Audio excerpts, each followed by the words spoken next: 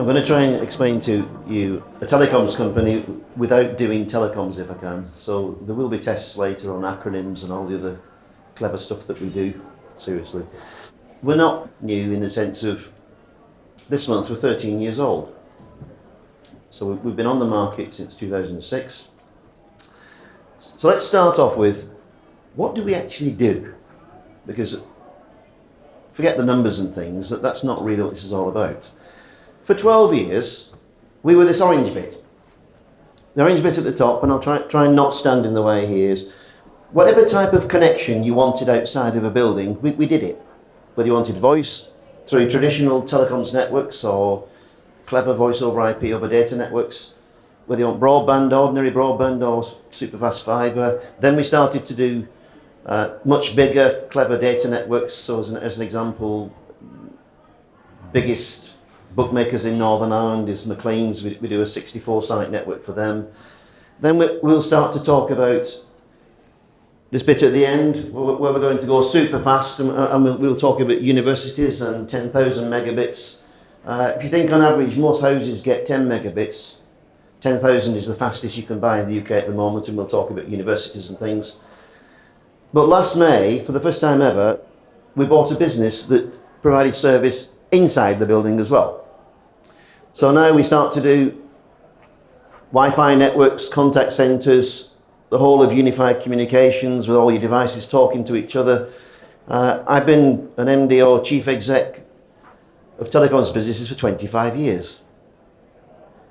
Sorry, that's the bit where you're supposed to say it doesn't look like it, right? This is a really, you've not warmed up at all yet, have you? Right. We're too surprised to say. Thank you very much indeed. You know, we're a nightmare for inventing buzzwords. I mean, this year, the current buzzword is the cloud. I mean, effectively, all it means is, where are we going to put the box?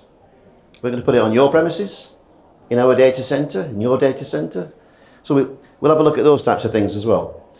Right, so if you've got an idea of, let's do what we don't do. I didn't say anything about mobile phones. Yes, we put clever apps on mobiles that allows you to talk for free through Wi-Fi, but we don't sell mobile phones, okay? I'm going to try and do an overview of the entire UK market in one slide, because what people misunderstand is the residential or consumer market is very, very different to the B2B market. So, if we start with this good-looking chap over here, what it's telling you is there's only 5 to 10 players in the residential or consumer market. And if I gave you a blank piece of paper, you can probably name them all if you think about it. You start with BT, then you do Sky, Talk. Every now and again you get the post office and the supermarkets join in. You cannot compete at that end because the marketing spend is just massive.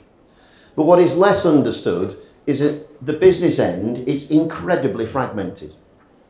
This slide says there's over 900. You can check it in one of two ways. If you go to Ofcom and ask them, how many registered IDs have you got? Best part of 1,100. If I go to OpenReach and ask them how many customers they've got, 900 to 1,100. The easiest way to think of it is every small town has probably got a couple of IT businesses that do most of the businesses around here. It's probably got a couple of small telephone companies. So that means that 99.7% of the entire market probably has got turnover under 2 million, which is not probably what you thought the business market in the UK looked like. But do it the other way around. There's only about 25 businesses in the B2B world, in telecoms, that have got more than 20 million turnover. Hello, good evening, we're one of them, okay? Right, we have 2 sites. We are based, sort of my accent's from Wigan. At some point I got posh along the way, and I live in Royal Tunbridge Wells, okay? Right, so this is where we are, but based in Tunbridge Wells. On this site we have just over 20 million turnover. We have 16,000 customers, and rather astonishingly, we have 40 people. Just do that maths backwards. It means in Tunbridge Wells, the average sales per employee is about $500,000 each, against an industry average of way under 200. We had some city people there this morning who walked in and said, where is everybody? That's called automation. We also now have another site, Centrix, which is based in Fleet, which has got much bigger customers, again, and we'll talk about Centrix as we go through. Right. John, do you want to explain the model for a minute? Yeah, so this is a basic summary of the business model of AdEPT. We buy from every carrier across the UK. There are loads of networks across the UK and over capacity, and we've got wholesale agreements with every single one of them. The benefit is we're completely carrier agnostic. We'll choose the best of breed supplier for the products that's suited to the customer's location. That means that they can just deal with all of the telephone networks, but simply through us on a one bill solution. So that they just ring into our call centre in Tunbridge Wells. They have a single point of contact, and it means that if you're a multi-site customer, you can have, if you've got a site in, say, Wigan, where Ian's from, and a site down in Tunbridge Wells, what you'll find is that the networks won't even have the same products in each area, and it probably won't even be the same carrier. So we can knit together the solution. Before we acquired Centrix, we were supplying the data, calls, lines, broadband and SIP. Centrix has added on the hardware and Wi-Fi. So basically it's just extended our product set. We don't own any network infrastructure at all, which means that we're completely capex light. So Ebitda conversion, very high. So let's do that bit. It's taken me 25 years to find a business that's almost entirely recurring revenue with no capex. Some of you of the age you'll remember, I grew up with Lord Weinstock. I have cash is king stamped all the way through me. You can't help it, right? So the great beauty is I used to start presentations in the city to say, until Vodafone bought Cable and Wireless, for the third year on the trot, despite 1.2 billion revenues at Cable and Wireless, we generated more cash than them. Because the fundamental point was often if you own the network, your perpetual capex is bigger than your EBITDA. Our EBITDA tends to depend on whether I lose my iPad on a train somewhere, right? Because that's the kind of the level it's at. Right, so in terms of revenue split, what we have is we have 16,000 small businesses, which are 30% of the turnover, and the turnover is 29 million, round numbers. And then we have 1,400 customers, and by that we define anybody who spends more than £5,000 a year, and they equate to 70%. So we've bought businesses at both ends. Why do we do that? The big ones are more expensive than the smaller ones, and we look at acquisitions every day of our life. So let's just do that bit. AdEPT has bought 20 businesses, quite small ones. Previous to that, I'd bought 14. So I am the sad person who's done 34 telecom M&As in my life. On average, we buy 1 out of every 10 we look at. So we've done due diligence on 200 telecoms companies in the last 10 years. So the one thing that we do understand, even before we open the lid, is what should the economics look like? Okay? Right. What a lot of us are trying to do in the telecoms world is head for the centre, to the managed services, and we come from 2 or 3 directions. We can see that voice and IT and data are all converging together. People used to think that it was fixed line and mobile. No, it's not. It's voice and data networks that are merging together. And some of us start in the fixed line world and try and get to the centre. Some of them start in the IT world and start to get to the centre. And some of them start by owning data centres and try and get to the centre. But we're all trying to get to this middle point that does everything. If you'd have met us 5 to 10 years ago, then on this graph we would have been 100% a fixed line business. That's where we came from. But as of now, on the September results, we're 41% managed services. So you can see we're on a journey that's quite a long way down the track now in terms of moving away from where we originally started. And that's the nature of technology. You have to evolve over time. When we bought Centrix on May the 1st last year, it brought us 2 very interesting technologies. The first thing was we didn't buy a business because it was just up for sale. We actually looked at 64 in a very structured look at them over a 3-month period. And the first thing we were looking for was, we'll show you some case studies in a minute, we were looking for people who had bigger customers, and that defines down the technology that you want. You don't deal with Samsung and Panasonic and NEC, they're for small businesses. You deal with either Cisco or Avaya or Mitel. So we bought an Avaya business, which you'll see in a minute has got some very, very interesting customers. But in particular, what was surprising was they're very, very big in business centres. And if I asked you to walk into any multi-tenanted building and open an iPhone, do we all understand that you'll get 6, 7, even 8 Wi-Fi networks? Well, they are separate physical Wi-Fi networks. What a shocking, duplicated waste of infrastructure. What you should really have is just one that you can securely partition. Similarly, there's a fair chance we're in a multi-tenanted building. Every business in that building has a connection to the internet. What again? A shocking waste of infrastructure. We should have one big connection to the internet that we all share. That is what Medusa does. But it also monitors usage in the background, so that if you have 4 or 5 businesses in a business centre, you can use whatever you need and then get billed for it at the end of the month. That's why we approach business centres and explain to landlords, shall we show you how to use technology to make more money out of this building? Now, I'm not a politician, I'm from Wigan. But you do have to understand what's going on the macroeconomic environment, right? And in 2010, when the coalition came in, Francis Maude was made the Cabinet Office Minister, and he said very early on, I don't want government to be dominated in the ICT world by the same 5 or 6 big businesses. I want to open up the market to SMEs, small and medium-sized enterprises. In fact, I want them to have 25% of all government spend by the end of that Parliament, which was 2015.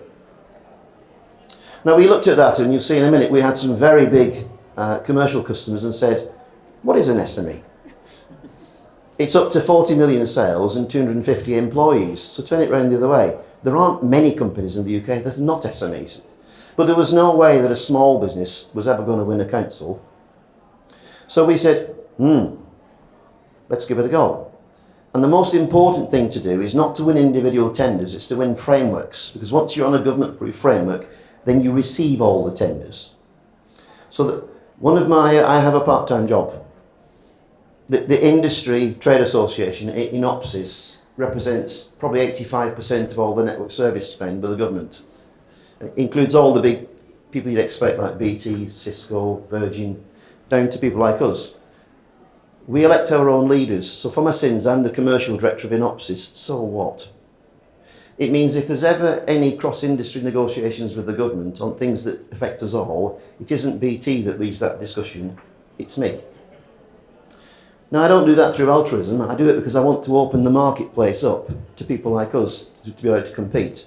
And we've done it. And what's happened is rather amazing.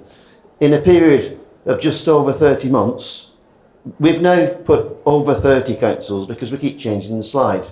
It's now 34 in 34 months. None of us would have ever believed that was going to happen. If you look on that list, we now do the telecoms for 5 or 6 cities, a dozen counties. In fact, if you look in Wales, you draw a line from the middle to the bottom where most of the people are. Apart from Cardiff and Newport, I think we've almost removed BT from all of it. So we've got ourselves in a very, very interesting position. And the reason why we bought Centrix and went inside the building is because we wanted more things to sell to the government. And it's worked straight away. We've only bid for 4 councils since we met them, and we've won them all. Despite there being 25 competitors, we won at Uttlesford. There'll be a test later as to where Uttlesford is. But I'll give you a clue, it's Saffron Walden, right, over in Essex. We very recently won Dover City, Canterbury City, and then Thanet. So it's quite clear that it wasn't just about us buying more products, it was about showing Centrix how to sell into the public sector, which is complicated. Go on, John. So, as Ian said, what's that done to our revenue? Well, in terms of public sector, we've shifted up the previous half year to September 15. It was 13% of our revenue. But by the half year to September 2015, it was nearly a quarter of our total revenue in public sector. And with the contract wins that Ian refers to, we're expecting it to grow even more. So by year end, we're looking at a higher percentage. I can't tell you exactly what that is right now, because there's quite a lot of red tape involved with the councils, so they don't move quite as quickly as the commercial customers. But we started in the public sector with universities. I think you'll recognise some of the badges on here. Not quite all, but an awful lot of the Russell Group, the big ones, are with us. Why is that? It's because we're operating at the very top end at 10 gigabits. No, let's do it in thousands. So if your house gets 10 megabits normally, this is 10,000 megabit. Now people are mistaken it sometimes because they think that banks or the city are somehow leading technology in the UK. No, they're not. It's universities. Why is that? Well, if any of you have got teenage kids, if you think what they do to your house downloading films and playing games, what are you going to do when 7,000 of them turn up in the same building? That is the realistic day-to-day problem that a university is trying to solve. So we're selling right at the very top end. One of the reasons why we liked Centrix when we bought it in May was that they had some very specialist niches. So I stand here today and say 7 out of 10 of all private hospitals in London are ours. I'm sure there's 1 or 2 people like me in here who's got private healthcare. And you'll recognise on there things like the Portland, Kids Hospital, the Wellington.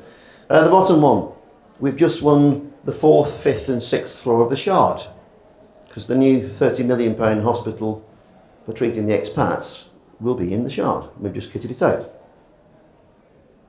Half of all the business centres in London are now ours. There's only been 15 new business centres opened in the last 18 months and we've done 8 of them, and the other 7 were split. And that picture on there is the Shard again, because we've just done the 24th and 25th floor of the Shard, and that kind of gives you the idea that we must have over 200 business centres now, and at one end you've got your fairly straightforward Regis type place, and then at this end they're a bit more Google.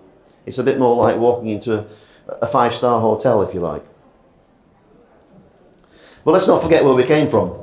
We have some huge customers in there. If there's any sports fans, Talk Sport has been ours for many years. It's actually the whole of UTV Media Group, to be fair. Over 300 at Halfords Auto Centres are ours. Carlucci's have been with us 10 years. Express by Holiday Inn, Picture House Cinema Chain, which is all around London, around here. One of the insane pleasures that we get as a sports fan is that every sports report you hear on the radio is down a digital telephone line, an ISDN line. That's how it works. So first of all, if there's something like the World Cup when they go to Brazil, we make lots of money. And if Liverpool score, we make about 1.5p. Because they have to ring up and tell you. Okay? Right, let's do some numbers. So these are the last announced results that we had in the half year to September 15.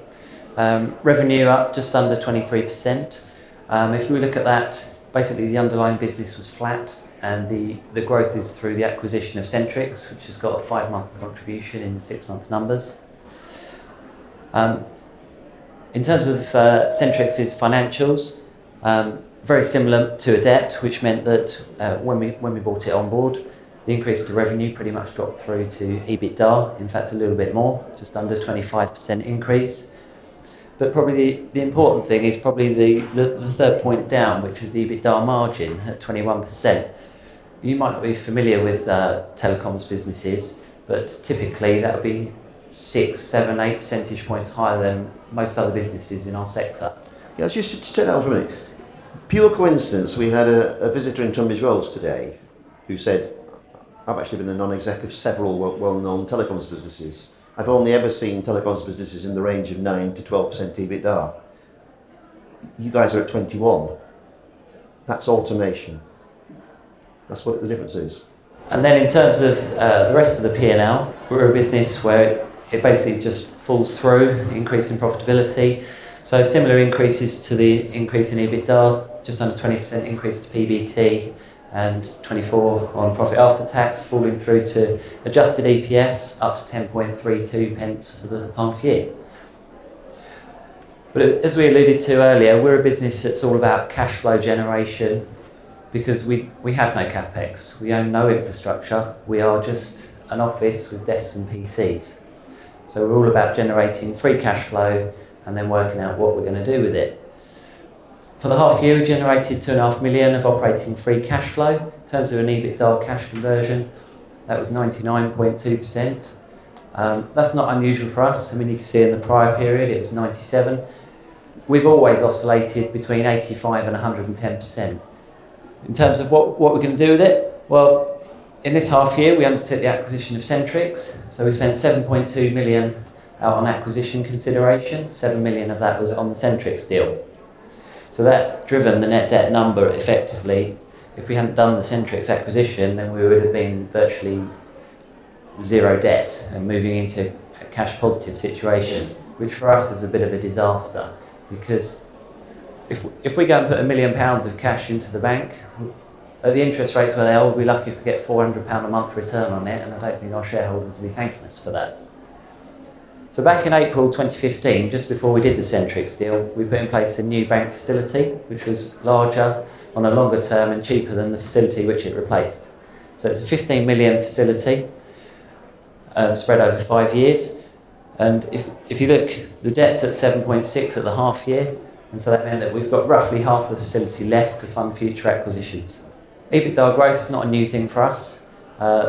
This is the 12th consecutive year of first half EBITDA growth and full year as well. In the last 12 months, 25% increase to EBITDA and 41% across the last 2 years. In terms of the forecast, is the grey bar at the end. We're expecting 5.95 is the city consensus, and we're more than comfortable with that. In terms of the dividend, we are a dividend paying stock. First dividend came out in March 2012 at half a penny. At that point, it wasn't so much about the absolute value of the dividend, it was more of a signal out to the market. We've been a business that had been financed by debt, and historically the share price had been discounted because of that.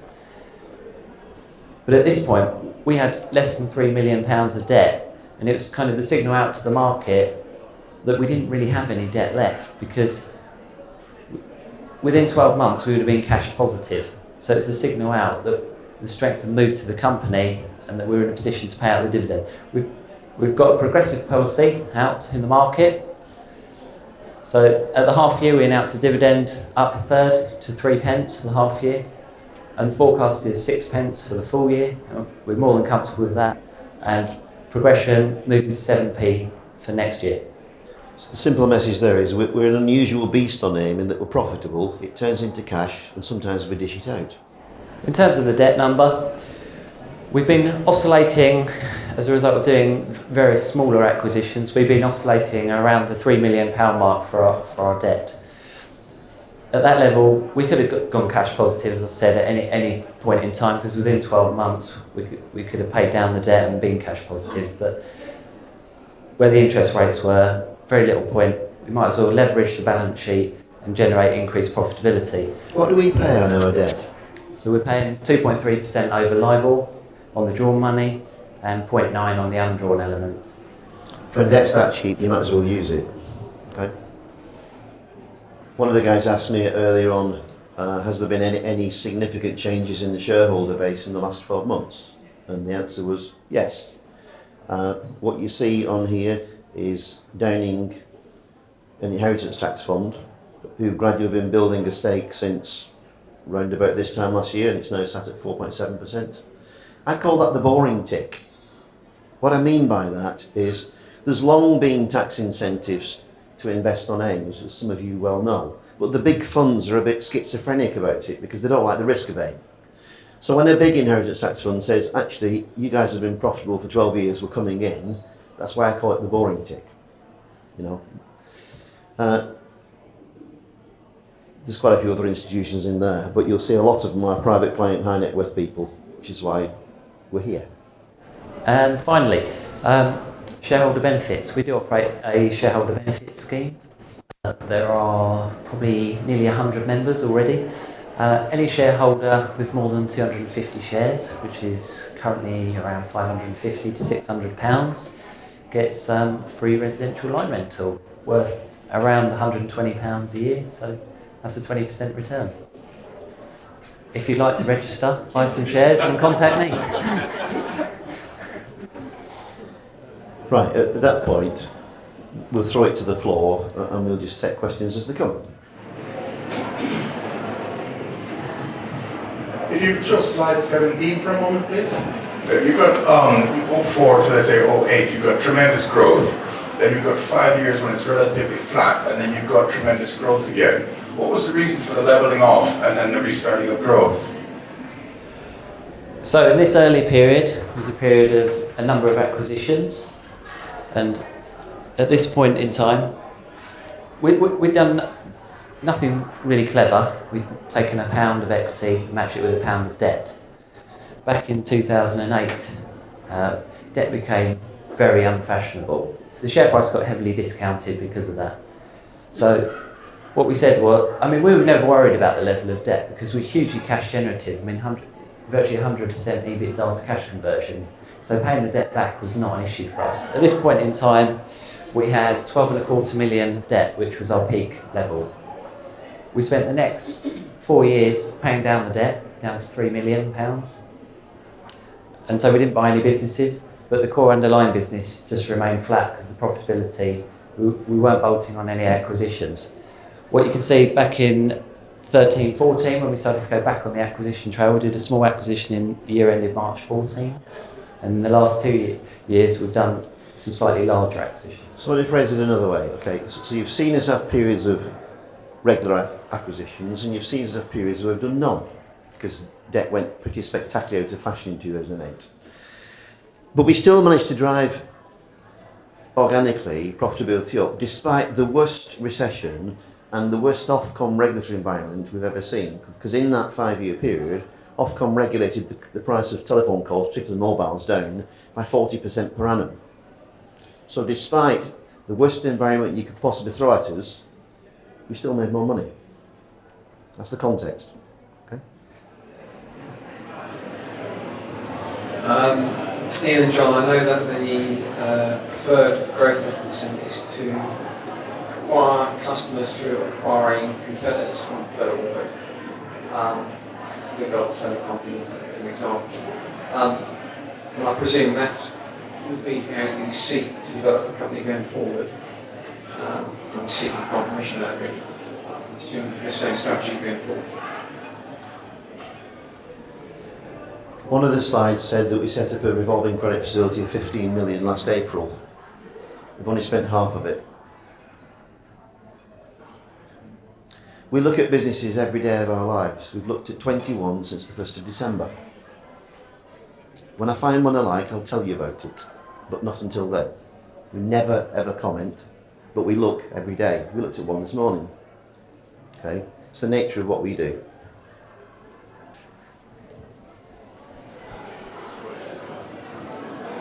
I was just going to ask about automation and why your competitors haven't done the same, and what the effect would be if they do.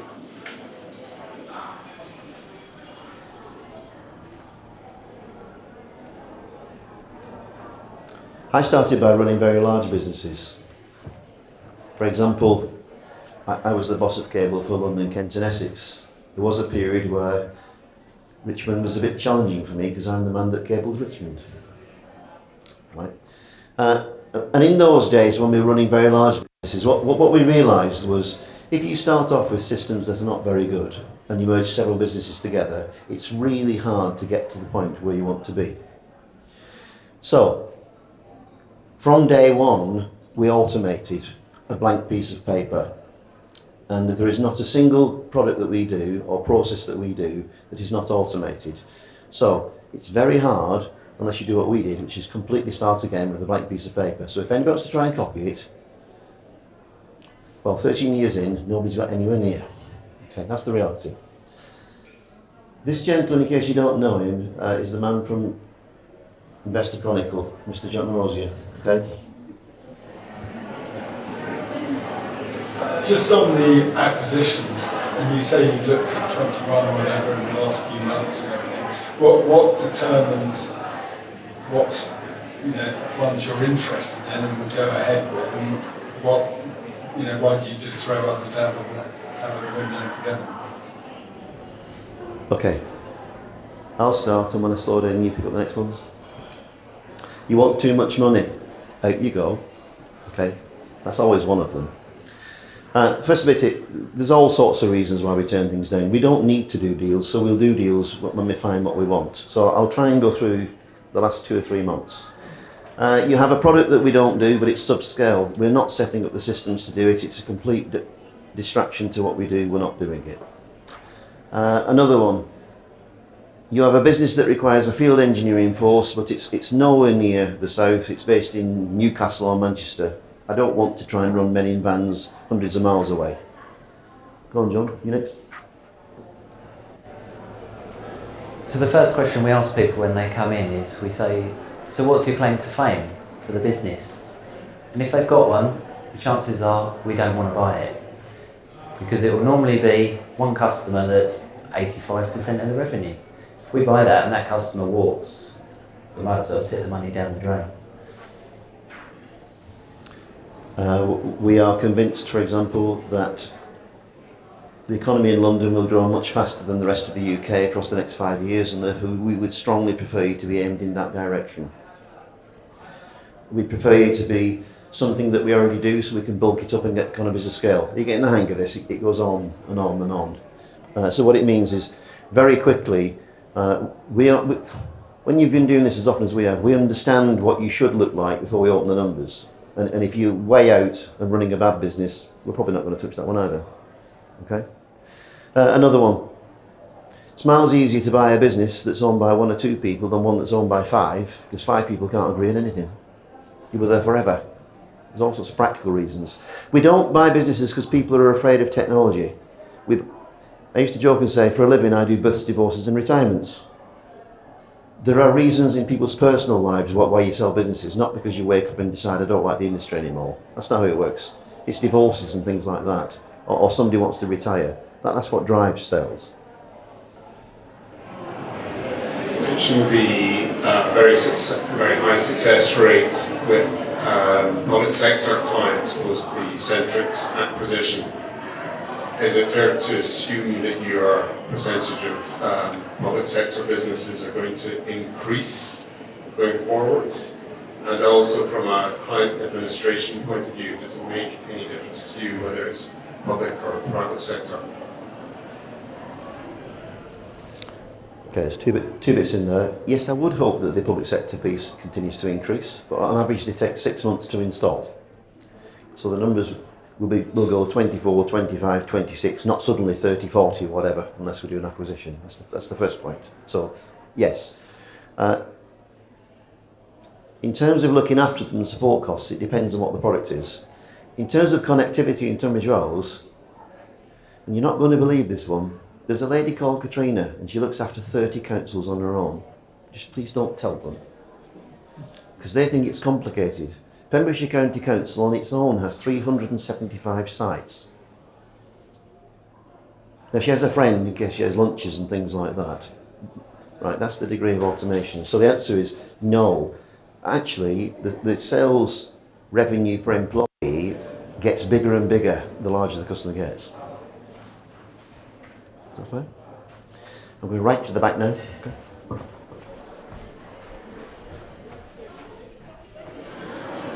Are there any potential threats or opportunities as to upcoming legislation?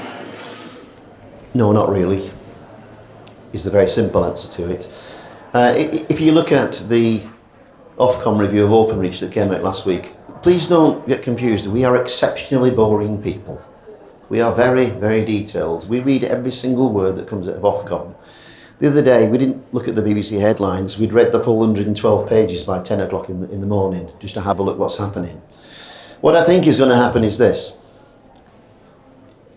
The mobile world has not quite seen the same level of hits that the fixed line world has. We've been through our 5 years of regulating prices down, and it's a much more benign environment now than it was. And the mobile guys are now starting to see the same pain with roaming charges and things coming down. But we don't do mobile, so we don't care. What I do see is that the big fast connectivity, and I'm talking 1,000 megabits, we'll call it gigabit, 10,000 megabits, is going to be driven down. So I don't necessarily see the price of broadband coming down. What I see is people will start to get faster and faster things for the money. So that's the big fundamental change that's coming. And most of the things from Openreach last week, in the short term, will make not a lot of difference.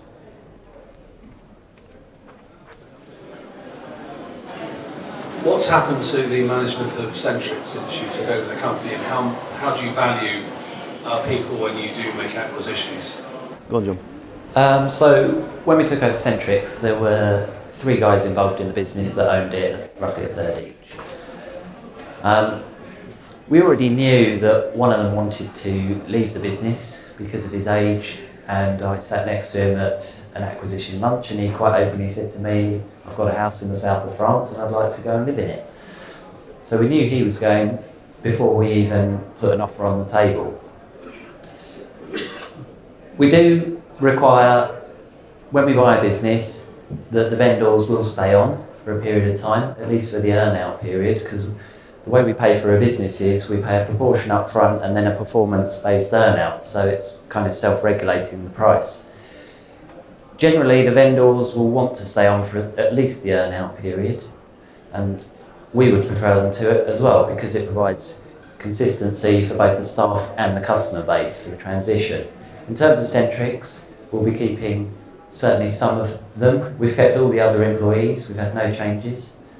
And we do value them because, particularly in the case of Centrix, when you're entering something which has got a new product stream to it, then there's some experience that they've gained over that time. Let's make sure we don't confuse you. We have two completely separate approaches to this. If we're buying a pure connectivity business that can be absorbed into Tunbridge Wells, we don't want your people, we don't want your building, we don't want your systems, we just want your customer base, because we've already got what we need. It's economies of scale. If we buy a business where we require to keep that site open because it's got some specialist skills or engineering, whatever, then we're exactly 180 degrees opposite and we're all over the people like mad. So for example, at Wembley on Sunday, we didn't take the directors, we took 4 installation engineers, just so they could go back and say, actually, they're really nice guys, they're all right. Right, so it's two different approaches. Can I just ask a question on the dividend? Because I think on the slide, I can't remember which number it was, but on their, I know their forecast, but the dividend cover is coming down to 2.5 times. Is that something, could it go lower? Could it go down to 2 times? Or do you have a policy on that? Certainly, yeah, we could take it down to 2 times. More than comfortable with that. Plenty of free cash flow to fund that as well. Whether we want to go below 2 times, potentially not.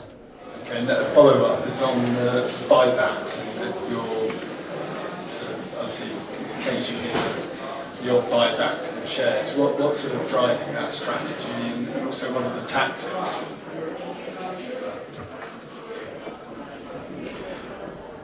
Fairly straightforward, not very subtle. We're trying to send a message to the marketplace.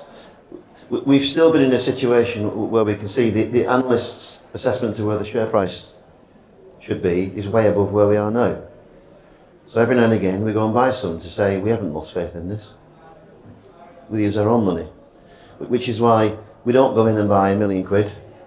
We just go and buy chunks every so often.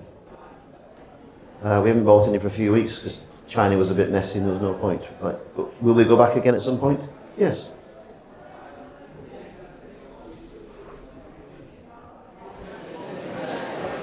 When you're competing for a contract, what are the sort of, I don't know if it's different between the public and the private sector, but what are the sort of key aspects that mark, that you, the key sort of boxes that you have to tick in order to contract? Because I'm sure it's not going to be just price. It's not terribly different between the public sector and the commercial world, is the first answer. And the answer really depends on what the product is. If it's more of a commodity product where it's easy to compare the prices, which is connectivity, then you do have to be good service but cheaper. But if you're going to play that game, make sure you've got the lowest cost structure in the industry, which is absolutely why we automated. So we can go at lower levels and still make 21% EBITDA. If we start to do the much more complex unified comms thing, where we're integrating with Microsoft and putting apps on mobile phones and integrating with patient systems in hospitals and whatever, that's a solution sell. And that is not as margin pressured, and it's more down to what's your experience, do we think you can do it, what does your solution look like? So I'd love the world to have one answer, but there isn't. Could you just run through kind of the overall financial relationship between growth and profit and acquisition?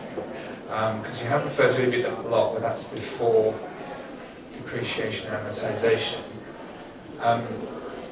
You've had quite flat revenues over the last few years, but you are acquiring. So in the first part of the question, could you just explain why the revenues are flat? Was that a pricing thing you mentioned, or is there churn in your customer environments? And then secondly, to grow, because you acquire, you're putting goodwill on the balance sheet that has a real impact on the profits. Could you sort of explain how there isn't a risk that actually you tumble over below EBITDA as a result of a sort of acquisition-based growth model? Okay. In terms of the revenue number, as Ian referred to earlier, I mean, we've come from a background of where the business is primarily fixed line.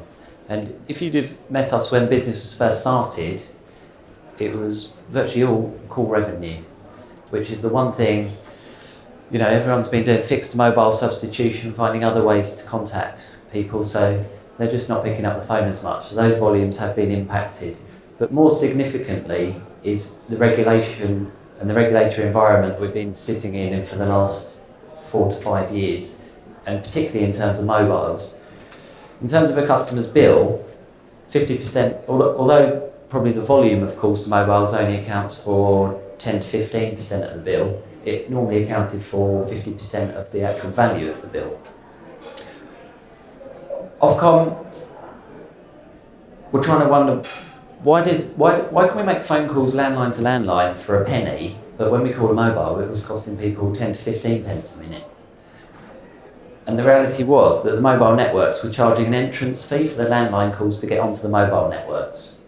So Ofcom said, they said, we're not having that anymore. We're going to try and bring the two into line. And so what they did was, over a 4 to 5 year period, they regulated the cost of calls to mobiles down by 40% per annum. And so essentially, we've been carrying more or less the same volume of minutes, but the amount of revenue was dropping down. Now what we did was, as Ian said, we're very boring. We read everything that comes out of Ofcom. So written into our supply contracts, we had a regulatory pass-through clause, which meant every time there was a regulatory price reduction, we'd have it put through onto our wholesale bill. So that means that our wholesale cost structure was dropping as quick or faster than the revenue was dropping. So maintaining profitability on falling revenue. That environment is now much more benign, because the look forward for the next 3 to 4 years is the prices have gone almost as low as they can go. That's the first bit. The second question was about acquisitions and effectively why do we use EBITDA rather than conventional profit before tax? Because we've already paid for it. Under the IFRS accounting rules, they want us to put amortisation through over a 10 or 15 year period for something that where the cash was spent up to 10 years ago. So the reason why our business uses EBITDA is because it's the closest approximation to free cash flow. So if you look at our profit before tax, it gives you no idea of how much cash we generate. So it's not to confuse you, it's to give you a better idea of what the cash generation looks like. Does that answer it or not? I think so. I'm trying to think. I need to think about it in my head, because obviously if you acquire on a cash basis, you're not showing that cash cost when you acquire the company. That it's on the balance sheet. So that might be an overly technical discussion. No, and the easy way to look at it is, sorry, can I stop being the chief exec and be the boss of the Fishwick family for a minute? Because we own 35% of this. If you get to the point where the net debt is massively out of kilter with the EBITDA that you're generating, get worried. But what John showed you before is the EBITDA to net debt ratio is 1.3. Very, very low. Right? 2's still low. 2.5 starts to get interesting. Okay?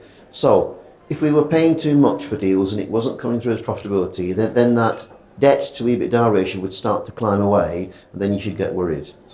We're nowhere near that. Okay, is that a better example? Yeah. What's the pricing and the term of the debt facility, please? It's a 5-year facility.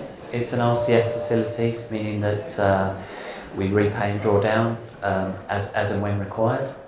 Meaning, historically, we've had facility that's been a part amortising term loan, and the craziest scenario there was the bank facility was shrinking as the business was getting financially stronger. This actually gives us the ability to repay out of free cash flow, and then if we find an acquisition or whatever, then we can draw the money back down. In terms of what we're paying for it, it's 2.3 over LIBOR, and then we're paying 40% of the margin on anything undrawn. One of the great mistakes that people who buy businesses do is they find somebody they like and then they go and try and find some money. And the financiers either say no or how much shall I take off you? It's the wrong way round. What you should do is put your financing in place first, make sure it's long term and it's cheap, and then go and look for something to buy. That's the way around to do it. That caused a few fuffles, didn't it? First of all, thank you for coming to speak to us. You said there's sort of, I don't know, 900 players within the space. How many of those are potential acquisition targets for you guys? Or what's the pool for you guys to keep going? The pool is massive. I know you've looked at 200 of them already. Yeah, I mean, since 1st of December, I think Ian and I have looked at 21 potential acquisitions. They're around all of the time. We know every corporate finance boutique in the UK that markets telecoms businesses, so they arrive on our desk. We also have a proactive team out searching for deals for us. Let's just tell that story. One of the most, I think you're getting used to not very subtle. One of the most successful unsubtle things that I did about a dozen years ago was there's only really 2 industry magazines in our sector. And the first 2 times we bought somebody, I took out a full page ad and said, I've just bought this, if you're up for sale, give me a ring. And I knew very well that the owners of businesses wouldn't give me a ring, but since that day, almost every telecoms corporate finance team send us things every week. Okay.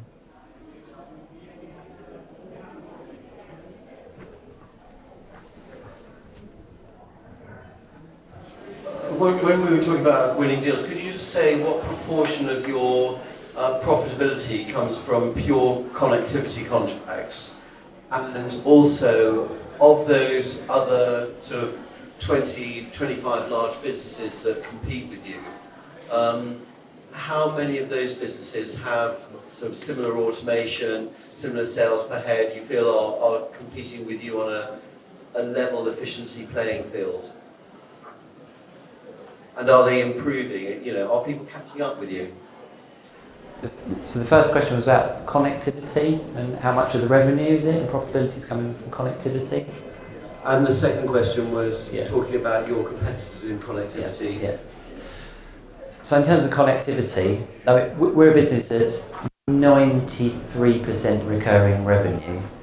And obviously with the acquisition of Centrix, there's an element of one-off installation of actual kit, so that's around 7% of the revenue. The rest is all coming from connectivity. In terms of data connectivity, System sales. Yeah. So system sales is roughly 7% of total revenue. Right. Are people catching up? No. The reason why you can see no, you can do it 2 ways. You can go and analyse anybody that we look at and do the same sales revenue per employee calculation. Not changing whatsoever, primarily because 99% plus are too small. At the larger end, you'd see it a different way. If you go onto the stock exchange and look at the EBITDA percentage, they would start to get nearer to our 21. There is no evidence, I would suggest, Mr. Rosie, that anybody is getting closer to that unless you're massively bigger than us and then you've got economies of scale.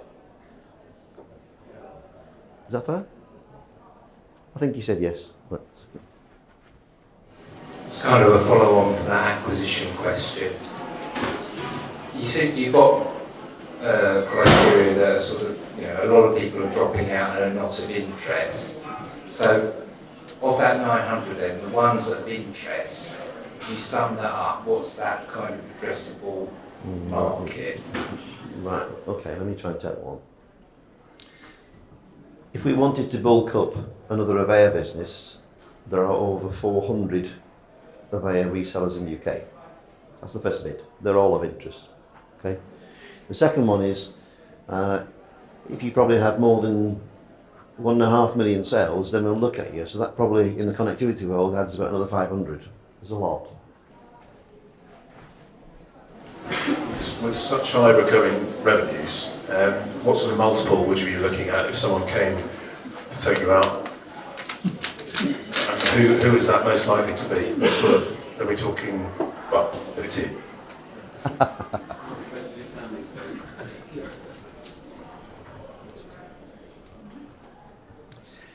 It will be very hard for me to recommend a deal that's not bigger than the current share price. That's the way it works. Okay, so if you look at the most common valuation of something like us is an Ebitda multiple to get to enterprise value, knock off the debt. Okay, so at the moment we're sat at about 9.4. Yeah. Okay. So unless you're significantly north of 9.4, I don't want to talk to you. Okay, there's a simple answer to that. All right. You covered sort of regulatory risk earlier on. What about technological risk? Could someone come up with a product that would make a bear look old-fashioned and quickly take over for it? No. Last week I was at the University of Salford. It was their Future Telecoms conference. And one of the things I was trying to explain to them is please don't get confused between what happens in the consumer world and what happens in the business world. Every now and again in the consumer environment you get something like the launch of the iPhone, and suddenly overnight the world's biggest mobile phone company, Nokia, collapses because nobody wants their kit anymore.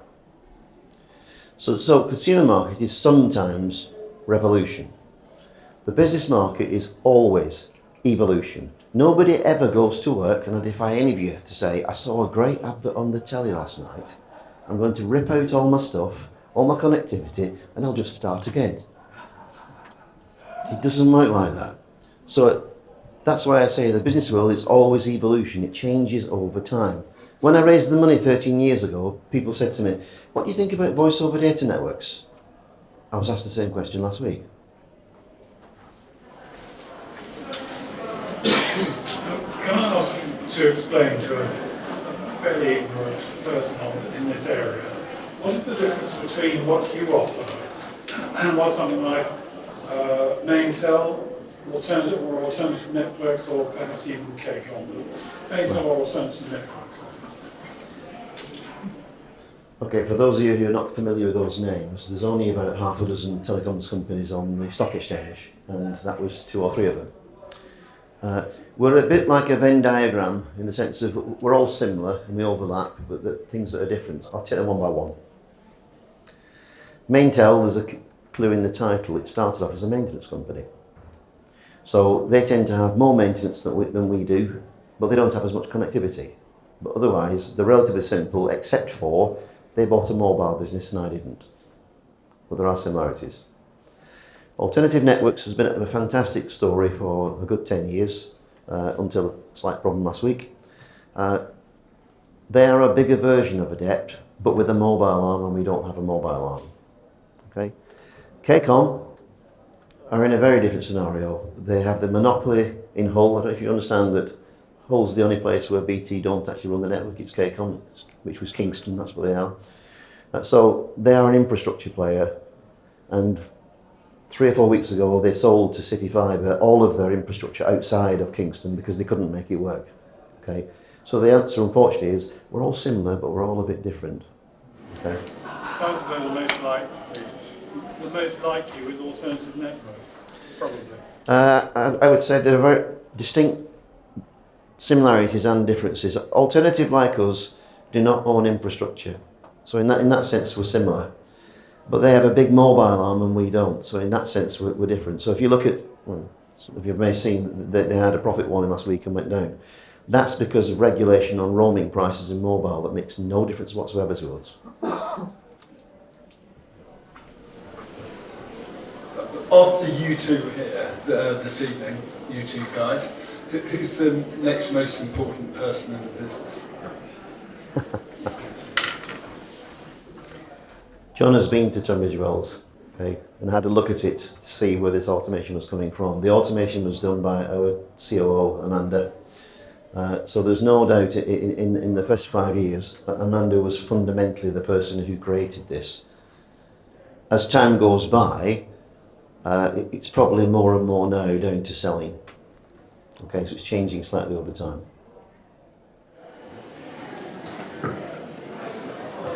Thank you, Ian. Thank you, John. That was probably one of the best double acts I've seen from a business presentation ever, actually. So, very good. I enjoyed it. I hope everybody enjoyed it. I think they deserve an excellent round of applause for that. So